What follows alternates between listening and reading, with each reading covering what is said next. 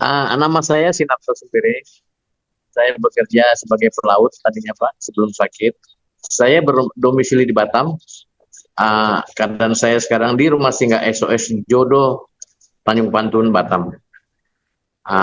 Itu sekedar perkenalan saya Pak. Jadi kehidupan saya di Batam sudah semenjak tahun 1986. Saya berdomisili di Batam, jadi termasuk sudah warga tetap di Batam. Cuma dengan keadaan saya yang terpuruk begini, jadi keadaan saya jadi hidup bersama Tuhan, hanya itu aja yang saya ketahui. Iya, iya. Baik, Pak Sinarta. Ah, ini Pak Sinarta mengalami sakit stroke ya. Kalau melihat Bapak sekarang ini kelihatannya enggak stroke ya, Pak ya. Nggak yakin, Kelihatan, mereka orang nggak yakin saya stroke Pak, tidak iya, yakin. kelihatan Ya, sehat-sehat, fresh begitu ya, amin. Pak ya. Tapi Ini. ini belum saya angkat Pak. Oh, iya, iya, iya, iya. Itu masih di sebelah kiri ya, Pak ya. Kiri ya, kiri Pak. Ya, sebelah kiri. Sebab kalau lihat dari kamera kadang-kala kita bingung mana kanan mana kiri. Bingung. Iya. Iya, kita bersyukur sekali lagi pertolongan Tuhan yang luar biasa. Nah, Amin, amin. Pak Sinarta, boleh di-sharekan ini apa yang Bapak rasakan sampai tiba-tiba kena stroke ini, Pak? Silakan Jadi Bapak mulai bersaksi. siap Pak. Jadi begini Pak Setia, namanya kita penyakit stroke ini tidak ada yang bisa kita ketahui, tetapi itu hanya tiba-tiba gitu loh Pak, tiba-tiba. Jadi penyerangan stroke ini tiba-tiba, kala itu saya jam 4 sore lagi berdiri di depan rumah saya, tapi tangan saya ini seperti ada yang menusuk begitu Pak. Ada yang Oh. menusuk-nusuk, saya masuk ke rumah, begitu sampai di rumah saya langsung terjatuh Pak. Hmm. Terjatuh, dan saya tidak tahu di sekitar itu apa yang terjadi, tapi saya setengah sadar dan setengah tidak begitu. Jadi saya kena stroke berketepatan itu COVID Pak. Oh. Jadi masuk di rumah sakit dan dokter menyatakan Bapak ini tidak bisa, boleh opname tapi sampai meninggal tidak boleh dilihat ataupun dibesuk. Begitulah ceritanya Pak. Jadi ya Oh. pada saat itu pun ya saya sempat stres juga Pak mendengarnya gitu. Saya sempat dengar gitu.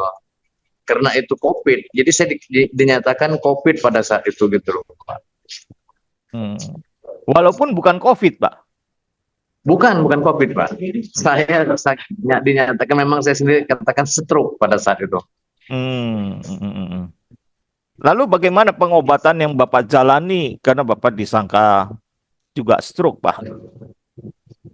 Jadi begitu dinyatakan saya stroke, saya kenanya sore sekitar jam setengah 6 lah, maghrib itu Pak, saya minta pulang, saya dipulangkan ke rumah. Ternyata permasalahan ini tidak sampai di situ saja Pak. Besok Hmm. pagi saya ditelepon sama puskesmas. Hmm. Jadi dari pihak puskesmas menyatakan Bapak sudah bisa dibawa belum, dia bilangin. Bapak kan kena COVID. Jadi begitulah ceritanya Pak. Jadi Oh, stres juga gitu mendengarkan permasalahan ini pada saat itu gitu Pak. stroke dianggap COVID dan sekarang Bapak mau dibawa untuk dirawat begitu ceritanya ya, Pak ya? Isolasi, di ruang isolasi gitu Pak. Isolasi. Ya. Ah, bagaimana akhirnya Bapak diisolasi? Tidak, saya tidak isolasi, jadi saya bertahan di rumah, terapi di rumah. Tetapi pada saat itu saya terapinya terlambat Pak, karena waktu itu keadaan mencekam di daerah Batam, jadi kemana-mana pun kita tidak bisa keluar. Jadi saya Hmm. tahankan di rumah karena ya termasuk mencekam lah Pak, kita keluar salah, tidak keluar salah, karena kita tidak diperbolehkan keluar dari rumah oleh pamong setempat begitu. Oh, jadi Bapak berobat bagaimana nih dengan stroke yang Bapak alami nih? Jadi seiringnya waktu sekitar 3-4 bulan saya di rumah, baru saya berobat ke alternatif. Dan pada saat itu pun dari pihak alternatif menyatakan Bapak sudah terlambat Pak. Kalau kemarin Bapak cepat berobatnya ini, mungkin bisa cepat ditanganin gitu loh Pak. Hmm. Iya, iya. Wah, ini memang tidak mudah ya di dalam situasi sedang ada apa ya musibah nasional ya. Ini Ya, semua betul. orang mengalami COVID dan Bapak mengalami serangan sakit yang kita tidak duga sama sekali ya, stroke itu datang begitu tiba-tiba. Itu Bapak kena sebelah mana Pak yang kena stroke-nya Pak? Dampak daripada stroke. Sebelah kiri saya kena, Pak. Sebelah kiri, Sebelah kiri saya kena stroke-nya. kaki Iya, juga, kaki kaki tangan. juga kena. Jadi waktu Oh. itu begitu saya kena, saya terbaring di tempat tidur 4 bulan, Pak. 3 bulan saya pakai kursi roda, 2 bulan saya pakai tongkat. Habis itu saya bisa berjalan. Jadi prosesnya agak lama, Pak, nih. Bukannya Hmm. langsung saya bisa lagi berdiri, itu enggak. Jadi waktu itu ketika saya kena duduk begini aja saya nggak bisa, Pak. Dia langsung Oh. jatuh. Hmm. Jadi ini semua berkat proses Tuhan, Pak. Iya, Iya, iya, iya.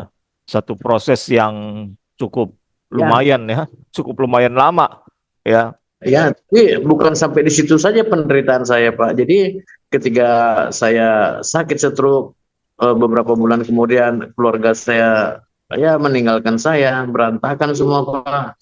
Jadi bisa itu hidup itu dalam Tuhan saya serahkan. Jadi dari hari ke hari saya bisa beribadah dekat sama Tuhan dan menyerahkan semua permasalahan saya kepada Tuhan. Jadi hidup saya ketika saya kena stroke, saya hanya berserah kepada Tuhan. Teman hidup saya hanya Tuhan, Pak. Iya, iya, iya. Ini berarti pada saat Bapak mengalami stroke, kemudian dalam tanda kutip ini Bapak eh, dibuang dari keluarga lah, begitu ya Ya, Pak? siap.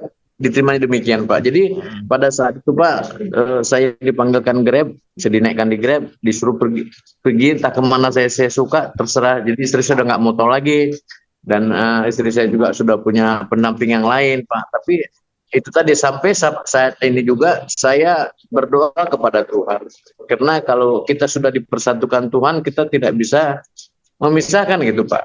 Hmm. Nah, jadi tetap saya menyerahkan semua kepada Tuhan dan saya tidak pernah dendam sama istri saya. Saya mengampuni dia. Jadi ketika saya baca di firman Tuhan, ketika kita mengampuni musuh kita, kita juga akan diampuni Tuhan. Itulah yang saya pegang, Pak, dalam kehidupan saya ini. Hmm.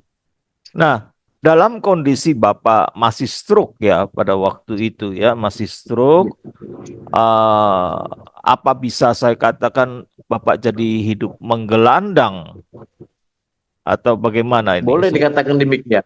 Hmm. Boleh dikatakan demikian, Pak. Tapi Hmm. bukan gelandang itu minta-minta duit sama orang, tidak, Pak. Ah. Tapi hidup saya dari tempat satu ke tempat lain, berpindah-pindah tempat, Pak. Hmm. Iya, iya, Jadi iya. saya rasakan berkat itu ada aja, ya dari Tuhan gitu, ada yang memberi belas kasihan kepada saya gitu. Jadi di luar sana pun saya, Pak, tidak, bukan saya tuh normal jalan saya, tapi tetap ngesot, tapi saya terus berserah kepada Tuhan, sehingga Tuhan menyertai dan memberkatin saya, Pak. Hanya itu yang saya andalkan. Oh, ya, ini proses yang tidak mudah dalam kondisi Bapak sakit ya.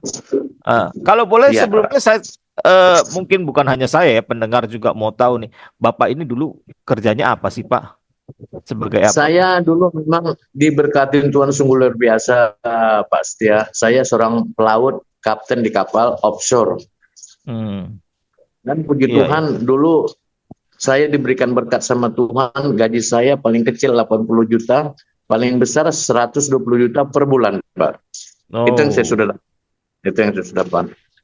Hmm. Tapi itu tadi, Pak, karena kadang-kadang manusia ini berdoa sama Tuhan, Tuhan berikan aku berkat. Belum dikasih Tuhan, belum dikasih, Pak, tapi disuruh bersabar dulu. Tapi kita kadang-kadang tidak bersabar, Pak. Jadi Hmm. itu yang membuat kita ini bisa hancur. Seperti saya, Pak. Begitu saya minta kepada Tuhan, Tuhan memberikan, Pak. Tuhan akan memberikan itu langsung. Tuhan berikan saya sebagai posisi yang bagus di kapal, Tuhan memberikan. Tuhan berikan aku gaji yang besar, Tuhan berikan. Tapi apakah saya sanggup menerima itu semua? Hmm. Semua hancur, Pak. Hanya Iya, dengan kita hanya kesabaran lah kita bisa hidup dalam Tuhan. iya, Ya, iya, iya. hanya Jadi, kesabaran, Pak.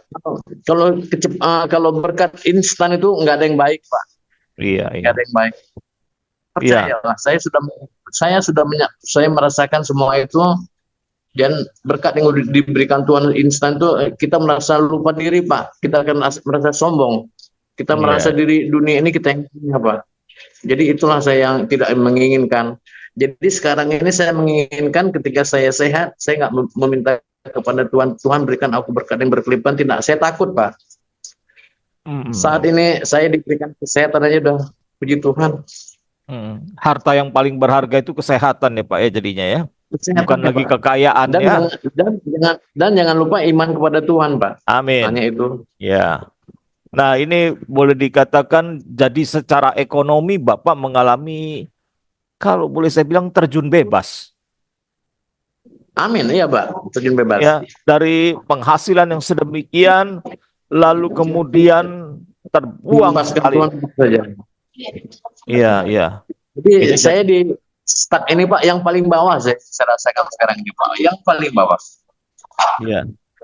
Dan Bapak bisa melihat ini sebagai satu masa bagaimana Tuhan memproses, membentuk Bapak ya. Iya. Ya. Nah, ini sedikit apa ya? Saya perhatikan hal yang luar biasa adalah ketika Bapak mengalami ini semua, tadi dikatakan berpindah dari satu tempat ke tempat lain, ke rumah teman yang satu ke rumah teman yang lain ya Pak ya. Nah, ini bagaimana kisahnya sampai Bapak bisa ketemu dengan sahabat orang sakit ini? Oke, saya akan terangkan. Jadi ketika saya sudah keluar dari rumah Pak, itu bukan dinyatakan sahabat Pak. Saya tinggal dengan orang yang tidak saya kenal. Oh, Jadi ya. pertolongan Tuhan itu Pak, ada saja Pak pertolongan Tuhan itu Pak. Sungguh luar biasa. Jadi ketika kita berserah kepada Tuhan, kita berdoa kepada Tuhan, pasti Tuhan membukakan jalan Pak. Pasti. Dan tidak ada, insya Allah Pak, tidak ada.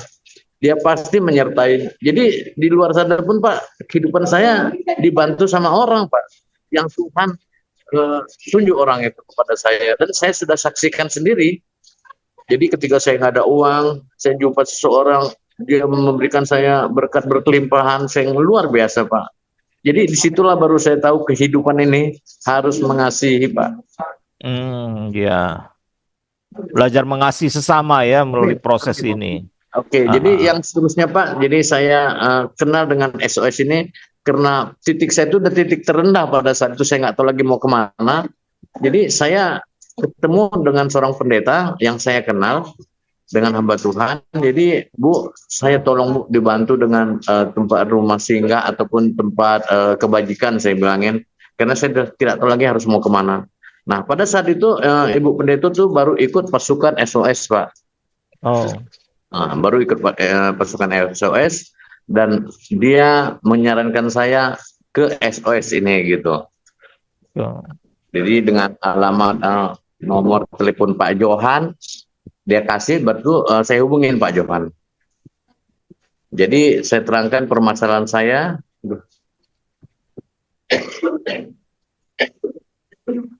Iya. Saya terangkan. Jadi saya terangkan permasalahan saya. Jadi Pak Johan suruh datang ke rumah singgah SOS di Jodoh Batam ini Pak. Iya, iya.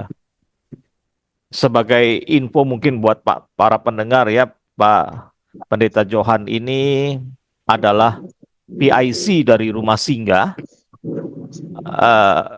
PIC dari SOS Batam, PIC dari SOS Batam ya. Dan Bapak sudah menghubungi beliau, lalu kemudian dengan kondisi Bapak sampaikan semua ya, kondisi apa adanya, dan akhirnya Bapak boleh berada di rumah singgah sahabat orang sakit Batam. Ya. Nah, proses apa yang Bapak alami selama berada di rumah singgah ini? Wah, seperti retreat enggak Pak? Seperti orang bilang di gereja seperti retreat enggak Pak? Ya, betul. Itu ya sama dengan demikian Pak Setia. Di sini banyak sekali yang saya dapatkan. Dengan saya dari kecil sudah agama Kristen, tapi begitu kasih itu saya dapatkan rumah singgah ini, Pak. Jadi sungguh Oh, luar biasa, ya. Hidup saya senantiasa bersama Tuhan Yesus. Jam 6 saya menaruh doa, jam 8 saya doa keluarga di tempat ini. Dan saya hari-hari saya ya, mendekatkan diri ke Tuhan semua. Jadi sungguh luar biasa. Jadi kehidupan saya tadinya badan saya kecil loh Pak. Saking tadinya saya berat badan sebelum sakit berat badan saya 95, begitu oh, saya sakit 75. Sekarang puji Tuhan semenjak saya tinggal di rumah singgah SOS ini badan saya bisa gemuk lagi Pak. Bukan karena makanan Pak. Pak Setia sudah tahu kalau makan di rumah singgah SOS ini kan hanya ya sekedar aja kan Pak. Bukan ada anugerah. yang berlebih menunya. Tapi saya bisa gemuk ini Pak. Kayak Bapak lihat sendiri badan saya macam Iya, sehat. Tapi saya ini bisa jauh. iya, puji Tuhan ya, kondisi kesehatan Bapak ini makin luar biasa, makin Jadi dipulihkan, makin satu sehat lagi, ya. satu lagi saya mau berbagi kepada pemirsa, saya tidak lagi minta Tuhan sembuhkan saya, tidak. Tapi saya yakin dan percaya tepat pada waktunya Tuhan akan menjamah dan mengurapin saya, Pak. Tuhan punya Iya, waktu itu semua, punya proses, Pak. iya, iya, iya. Jadi sampai saat ini Bapak masih dalam satu proses ya. Kaki sudah bisa untuk berjalan, Pak? Atau Udah bisa. Cuma ini tinggal lagi syarat kecilnya lagi yang belum ini berfungsi, Pak. Yang lain ah, sudah bisa, sudah mandiri saya mulai? sudah bisa. Oh, puji Tuhan ya. Jadi Amin. satu proses yang sudah Bapak jalani, Luar biasa, kemudian Pak, luar biasa saya bilangnya. Jadi saya menjalani proses ini, Pak, hanya sendiri, Pak, sama Tuhan. Tidak ada siapapun. ya, puji Tuhan ya, Tuhan bentuk Bapak, Tuhan pulihkan Bapak, dan sekarang Bapak sedang masa-masa Amin. seperti itu ya. Ya. Nah, Amin. Amin. di tengah Bapak terpuruk, di tengah Bapak tidak berdaya, adakah ayat firman Tuhan yang memberikan Bapak kekuatan? Ada, itu sudah pasti ada, Pak. Ada. Iya, Saya firman Tuhan itu saya ambil daripada Mazmur, Pak. ya, Jadi saya ambil dari firman Tuhan itu saya ambil daripada Mazmur 23 ayat 4. hmm, Sebentar, Pak ya, rumah apa? ya, ya. Mazmur 23 ayat yang keempat. 4 sabar ya, perlu Tuhan Yesus. Iya, iya, iya. Mazmur 23 ayat yang keempat. Oke, kita Iya, Pak. Ayat yang keempat. ya kita Sebentar, lihat. Pak ya. Sebentar. Saya bantu saya bacakan ya. Mazmur 23. Saya Oke, bacakan ini ya Pak ya. udah dapat. Udah dapat? Oke. Ini saya dapat ya, Pak. Saya ambil dari Mazmur 23 ayat 4 sampai 5, Pak. Sekalipun Ya. aku berjalan dalam lembah kekelaman, aku tidak akan takut. Aku tidak akan takut bahaya sebab engkau bersertaku, gadamu dan tongkatmu itulah yang menghibur aku. Engkau menyediakan hidangan bagiku di hadapan lawanku. Engkau mengurapi kepalaku dengan minyak, pialaku penuh melimpah. Itulah saya ambil dari firman Tuhan, Pak. Ya. Ayat yang sangat menguatkan buat kita semua ya. Karena Amin. Amin, Pak. Tuhan menyertai kita. Ya. Ada pujian yang memberkati Bapak. Biasanya nih orang Batak senang nyanyi nih Pak. Ada, Pak, ada. Pujian apa yang memberkati Bapak? Oke, nyanyian yang saya ambil dari Tolak Harapanku, Pak. Jadi akan Oh, saya nyanyikan ya. nyanyian saya ini yang menghibur hati pikiran saya dengan firman Tuhan ini, Pak.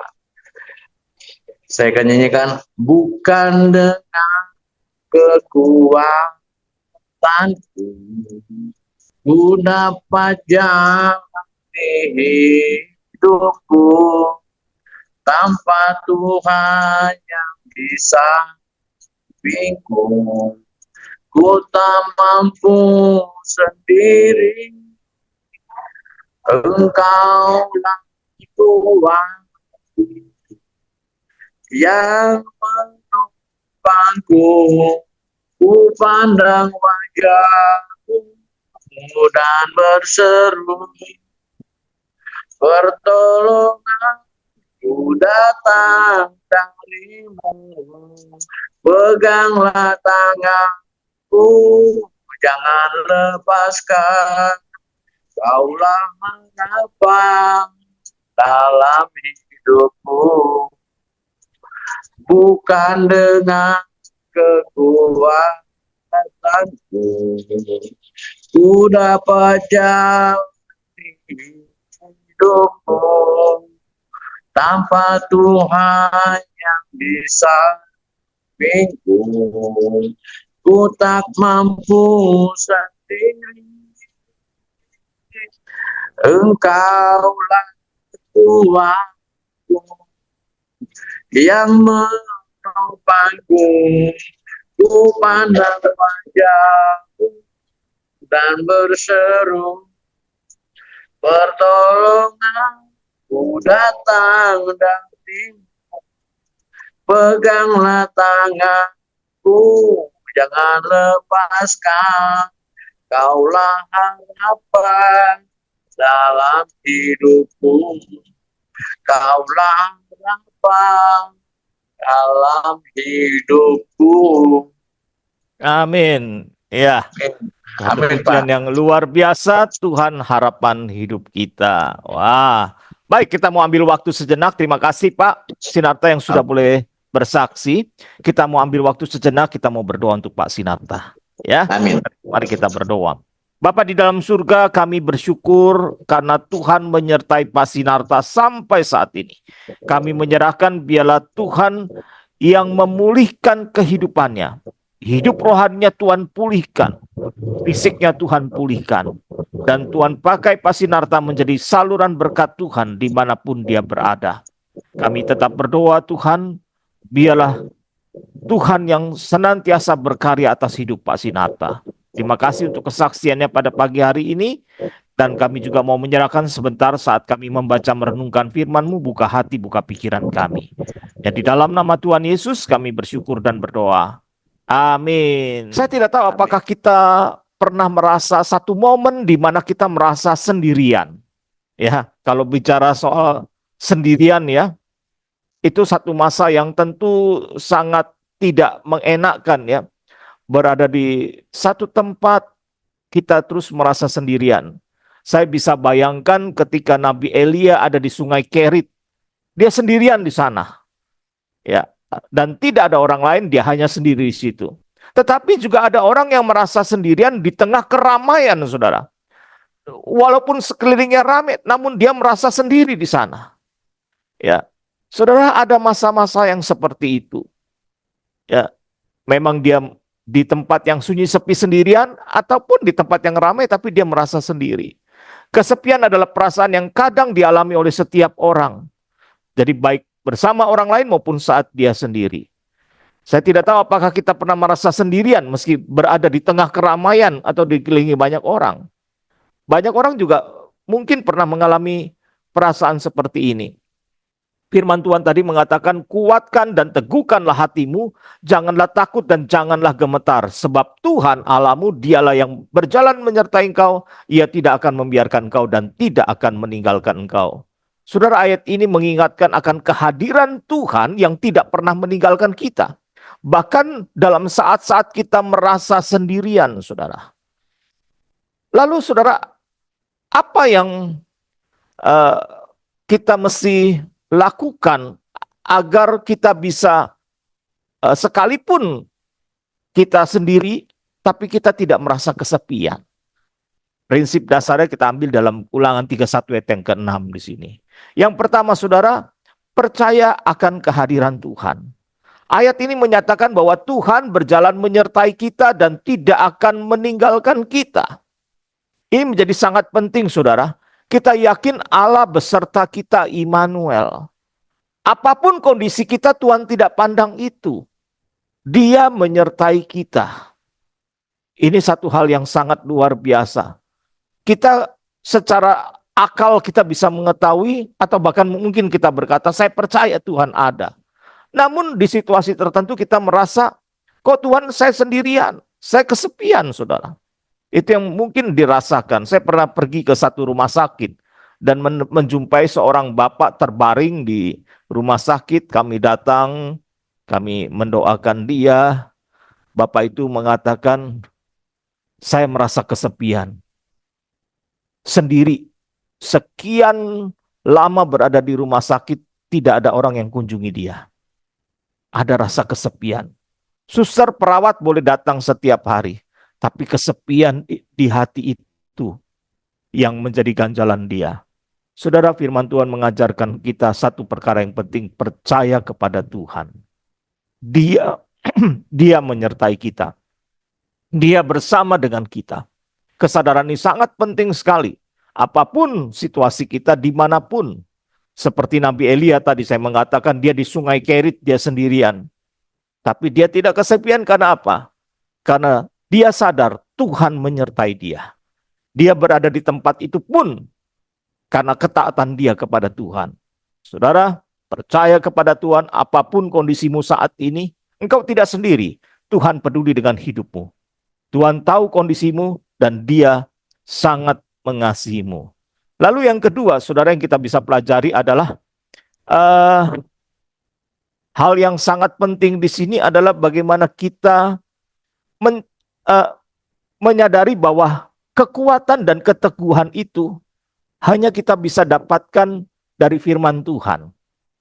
Di tengah kesepian kita bisa memperoleh kekuatan dan keteguhan itu tidak lain adalah dari firman Tuhan. Saudara, Ulangan 31 ayat yang ke-6 tadi mengatakan, kuatkan dan teguhkanlah hatimu. Tuhan memerintahkan kita untuk berani dan melangkah percaya kepadanya. Kita tidak dibiarkan sendiri untuk menghadapi tantangan hidup. Melalui apa? Melalui kita membaca dan merenungkan firman Tuhan. Engkau mungkin saat ini jauh dari keluarga, jauh dari orang-orang terdekatmu. Namun saudara, engkau bisa mendapatkan kekuatan mengatasi itu semua. Karena engkau hidup di dalam firman Tuhan. Baca dan renungkan firman Tuhan. Ya, yang pertama tadi, percaya kepada Tuhan. Yang kedua, baca dan renungkan, serta lakukan firman Tuhan di dalam hidupmu. Yang ketiga, saudara, kita diminta hidup di dalam doa. Ya, tadi dikatakan janganlah takut dan janganlah gemetar. Di sini ada jaminan Tuhan bahwa tidak ada yang perlu kau khawatirkan, sebab Dia selalu mengawasi dan melindungi kita. Saat kau mengalami ketakutan dan kegentaran, datang kepada Tuhan melalui doa. Doa adalah sarana komunikasi kita dengan Tuhan. Ketika kita berdoa, kita membuka diri untuk menerima kehadiran Tuhan dalam kehidupan kita. Jadi saudara, hal yang ketiga yang sangat penting adalah doa. Saya tidak tahu bagaimana relasi kita pribadi dengan Tuhan, tapi satu hal yang sangat penting, kita harus hidup di dalam doa. Engkau percaya kepada Tuhan, engkau hidup di dalam firman Tuhan, engkau juga harus berdoa. Ini adalah hal yang sangat penting di dalam kehidupan kita. Lalu yang keempat, saudara, yang sangat penting berikutnya adalah komunitas.